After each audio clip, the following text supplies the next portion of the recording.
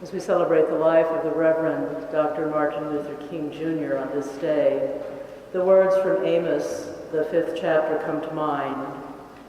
Let justice roll down like waters, and righteousness like an ever-flowing stream. The sermon from which these excerpts have been taken was delivered by the Dr. Martin Luther King Jr. in Memphis, Tennessee on April 3rd, 1968. Dr. King was shot and killed the next day, April 4th, 1968. And now, my brothers and sisters, I give you the Reverend Dr. Martin Luther King, Jr. As I listened to Ralph Abernathy and his eloquent and generous introduction, and then thought about myself, I wondered who he was talking about. It's always good to have your closest friend and associate say something good about you.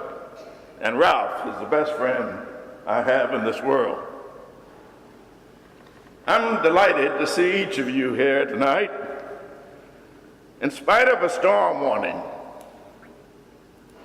you reveal that you are determined to go on anyhow.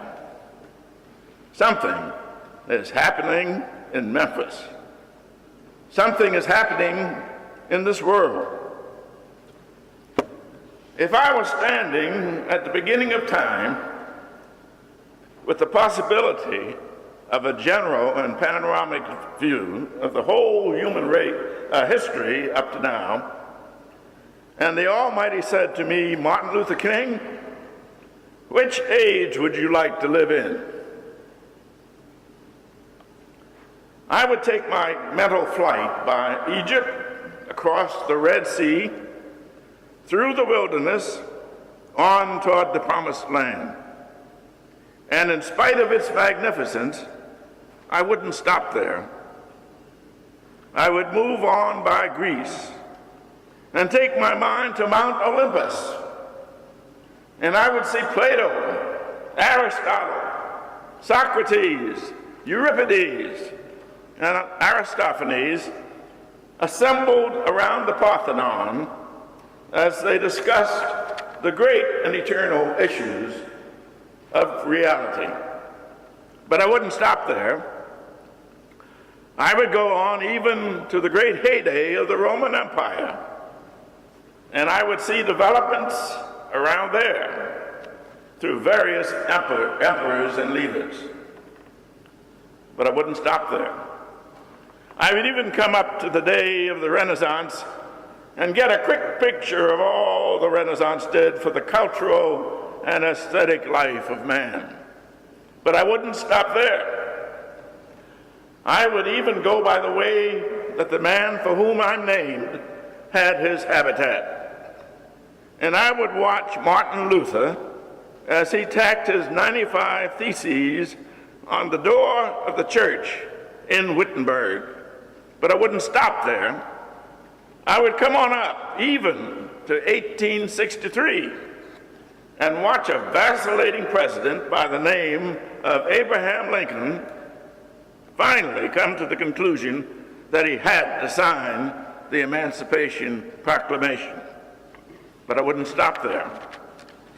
I would even come up to the early 30s and see a man grappling with the problems of the bankruptcy of his nation and come up with an eloquent cry that we have nothing to fear but fear itself. But I wouldn't stop there. Strangely enough, I would turn to the Almighty and say, if you allow me to live just a few years in the second half of the 20th century, I will be happy. Now that's a strange statement to make, but because the world is all messed up. The nation is sick. Trouble is in the land. Confusion was all around. Now that's a strange statement to make, I know. But somehow, only when it's dark enough can you see the stars. And I see God working in this period of the 20th century in a way that men in some strange way are responding. Something is happening in our world. The masses of people are rising up.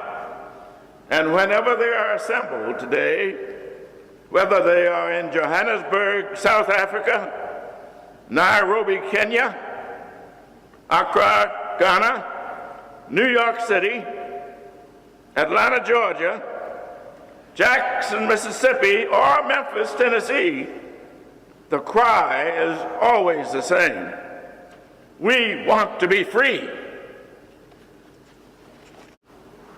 And another reason I'm happy to live in this period is that we've been forced to a point where we're going to have to grapple with the problems that men have been trying to grapple with through history. But the demands didn't force them to do it.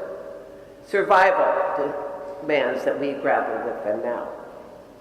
Men for years now have been talking about war and peace, but now no longer can we just talk about it.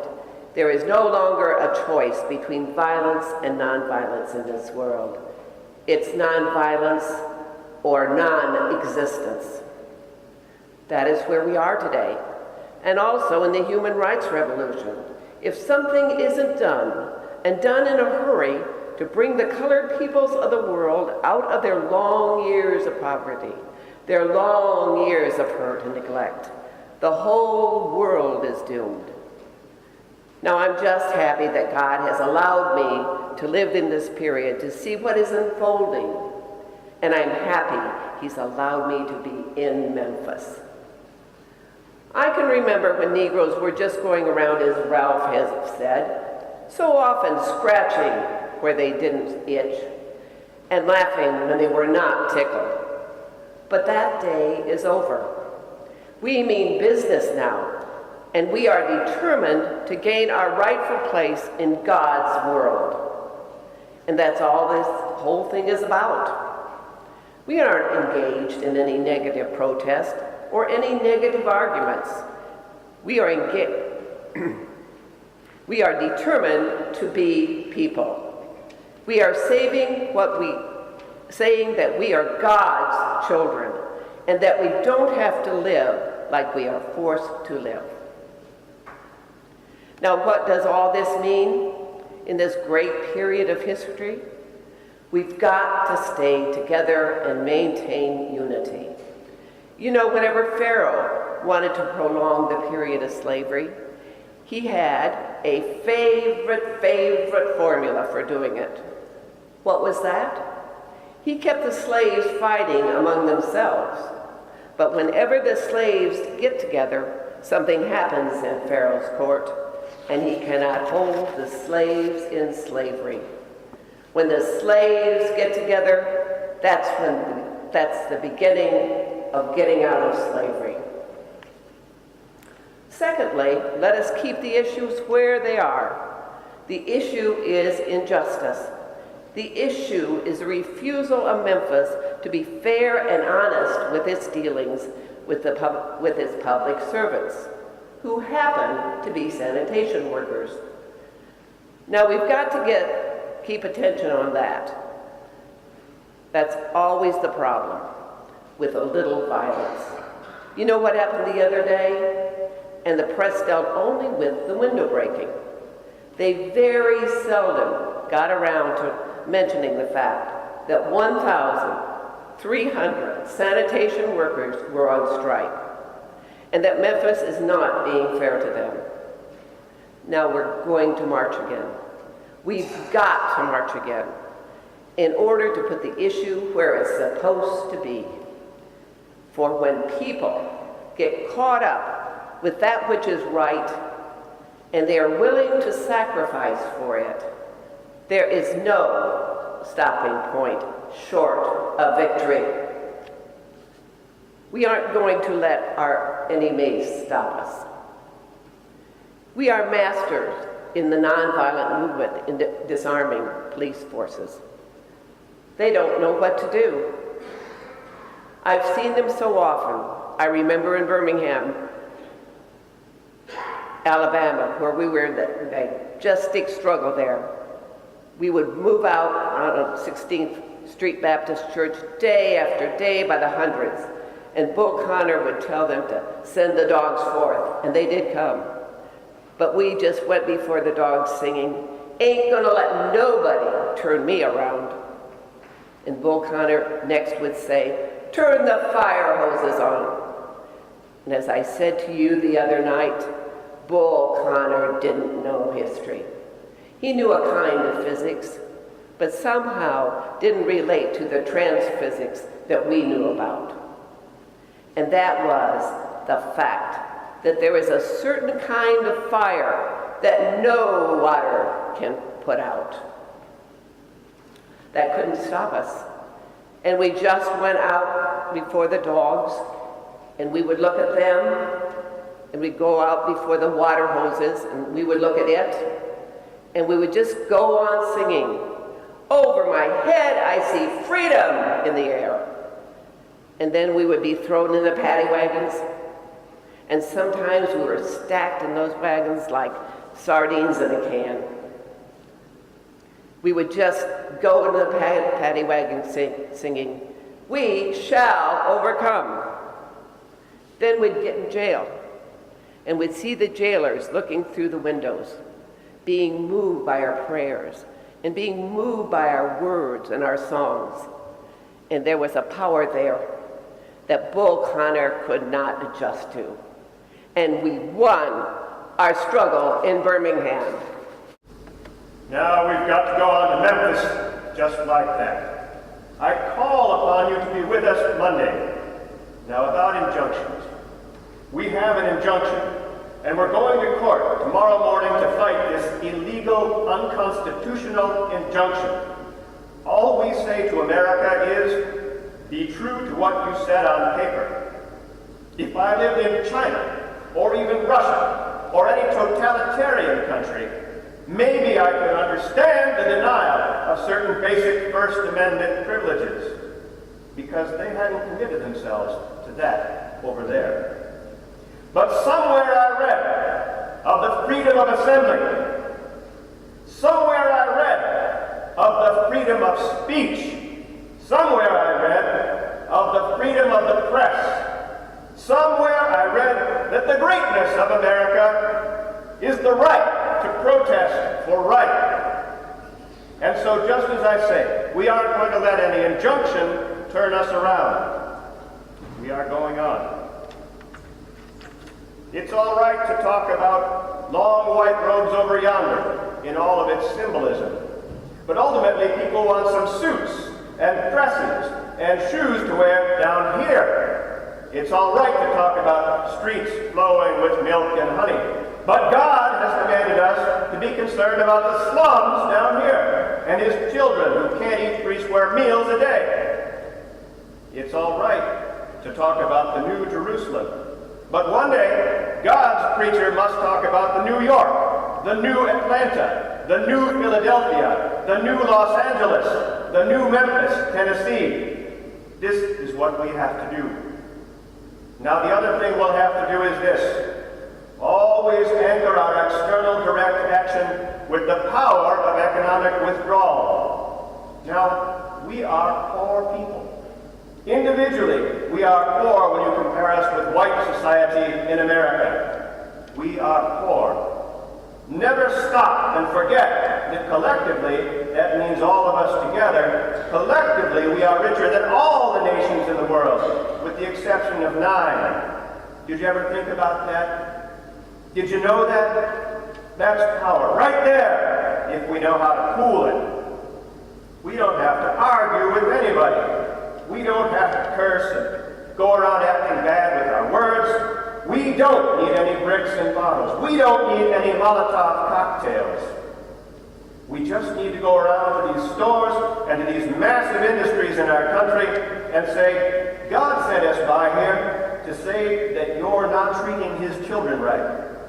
And we've come by here to ask you to make the first item on your agenda fair treatment, where God's children are concerned. Now, if you are not prepared to do that, we do have an agenda that we must follow. And our agenda calls for withdrawing economic support from you. And so, as a result of this, we are asking you tonight to go out and tell your neighbors not to buy Coca-Cola in Memphis. Go by and tell them not to buy seal test milk.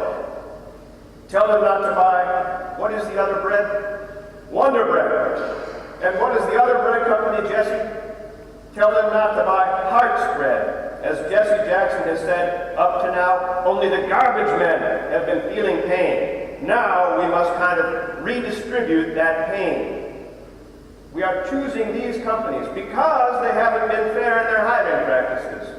And we are choosing them because they can begin the process of saying they are going to support the needs and the rights of these men who are on strike. And then they can move on downtown and tell Mayor Loeb to do what's right. But not only that, we've got to strengthen black institutions. I call upon you to take your money out of the banks downtown and deposit your money in Tri-State Bank. We want a bank-in movement in Memphis. So go by the Savings and Loan Association. Put your money there. You have 6 or 7 black insurance companies in Memphis. Take out your insurance there. We want to have an insurance in. Now, these are some practical things we can do.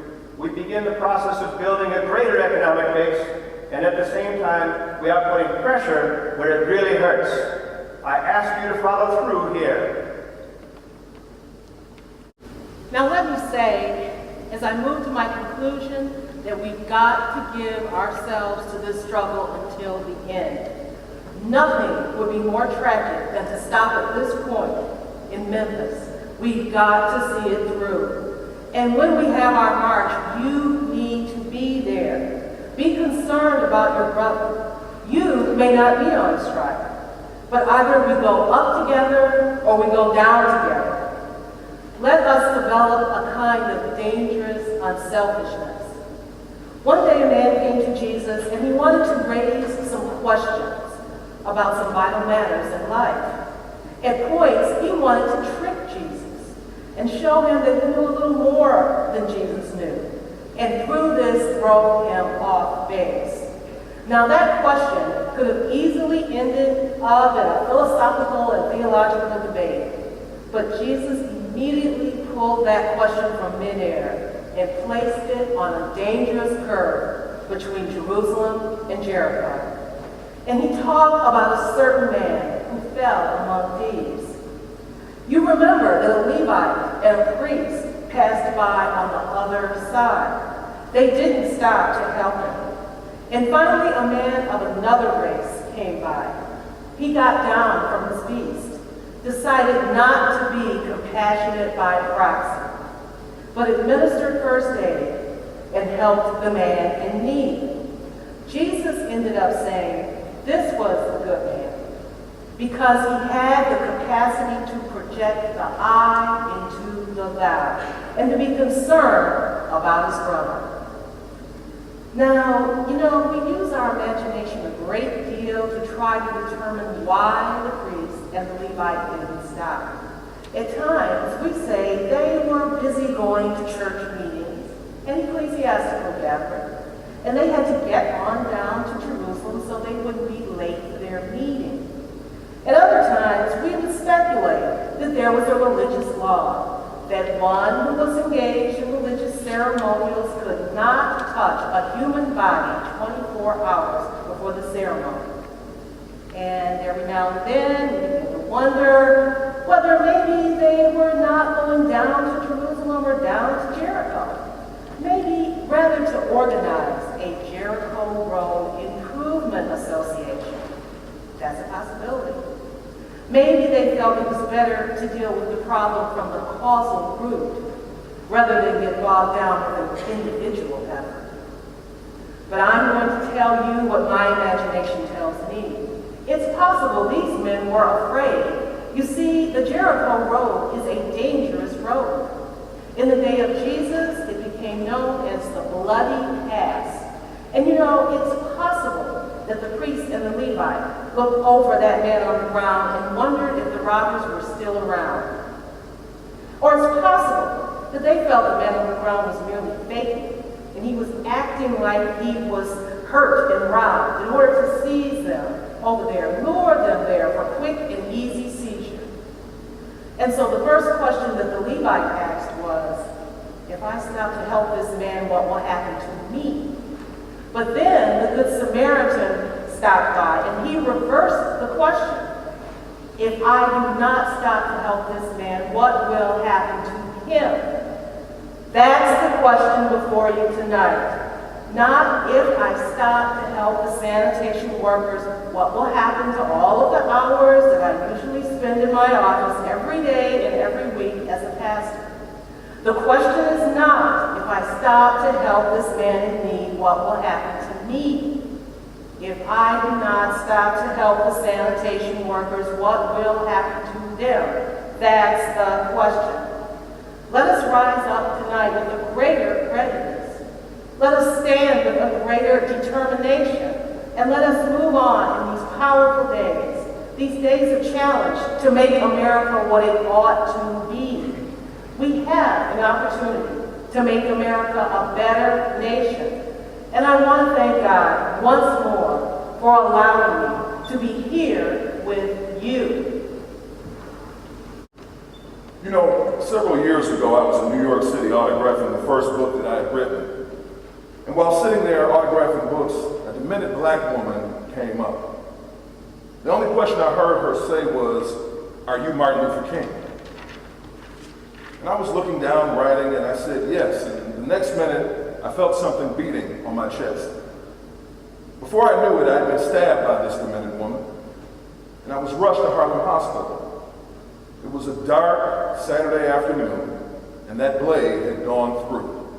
And the x-rays revealed that the tip of the blade was on the edge of my aorta, the main artery. And once that's punctured, you drown in your own blood. That's the end of it. It came out in the New York Times the next morning that if I had sneezed, I would have died. Well, about 4 days later, they allowed me after the operation, after my chest had been open and the blade had been taken out, to move around in the wheelchair in the hospital. They allowed me to read some of the mail that came in, and from all over the states and all around the world, kind letters came in. I read a few, but one of them I will never forget. I had received one from the president and the vice president. I've forgotten what those telegrams said. And there was another, I received a visit and a letter from the governor of New York. I forgot what that letter said. But there was another letter that came from a little girl, a young girl, who was a student at the White Plains High School. And I looked at that letter and I'll never forget it. It said simply, "Dear Dr. King, I'm a 9th grade student at the White Plains High School." She said, "While it should not matter, I would like to mention that I am a white girl. I read in the paper of your misfortune and of your suffering, and I read that if you had sneezed, you would have died. And I'm simply writing to you to say that I'm so happy that you didn't sneeze." And I want to say tonight, I want to say that I am happy that I didn't sneeze. Because if I had sneezed, I wouldn't have been around in 1960 when students all over the South started sitting in at lunch counters. And I knew that as they were sitting in, they were really standing up for the best in the American dream and taking the whole nation back to those great wells of democracy, which were dug deep by the founding fathers in the Declaration of Independence and the Constitution. If I had sneezed, I wouldn't have been around in 1962 when Negroes in Albany, Georgia decided to straighten their backs up. And whenever men and women straighten their backs up, they're going somewhere. Because a man can't ride your back unless it's bent. If I had sneezed, I wouldn't have been here in 1963 when the black people of Birmingham, Alabama aroused the conscience of this nation and brought into being the Civil Rights Bill. If I had sneezed, I wouldn't have been around and had a chance later that year in August tell America about a dream that I had had. If I had sneezed, I wouldn't have been down here in Selma, Alabama to see the great movement there.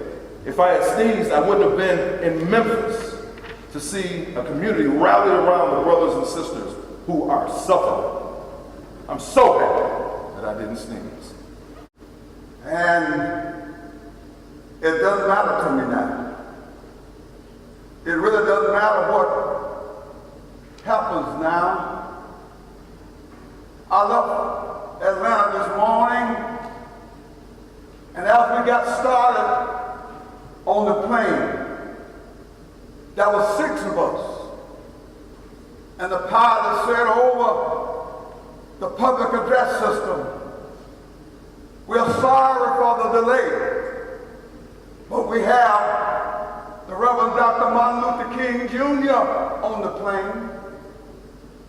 And to be sure that all the bags were checked and to be sure that nothing would be wrong with the plane, we had to check out everything carefully. And we had the plane protected and guarded all night. And then I got in Memphis. Some began to say, talk about the threats that were out and what would happen to me from some of our sick white women. Well, I don't know what will happen now. We've got some difficult days ahead. But it really doesn't matter what happens now, because I've been to the mountaintop. And I'm not concerned about that now. I just want to do God's will. He allowed me to go up to the mountain, and I've looked over, and I've seen the promised land. I may not get there with you, but I want you to know tonight that we as a people will get to the promised land. I'm happy tonight. I'm not worried about anything. I'm not fearing any man. My eyes have seen the glory of the coming of the Lord.